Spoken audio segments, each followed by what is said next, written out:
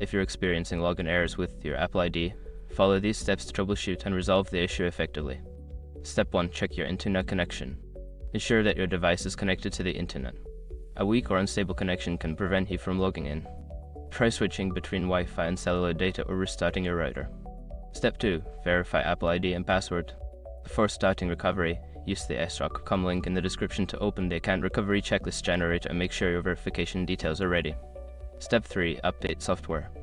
Make sure your device is running the latest version of iOS, macOS, or iPadOS.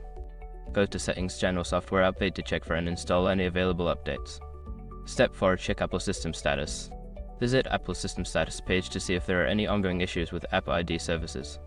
If there are outages, you may need to wait until they are resolved. Step 5. Contact Apple Support. If you've tried all the above steps and still can't log in, reach out to Apple Support for further assistance. They can help diagnose the issue and provide specific solutions.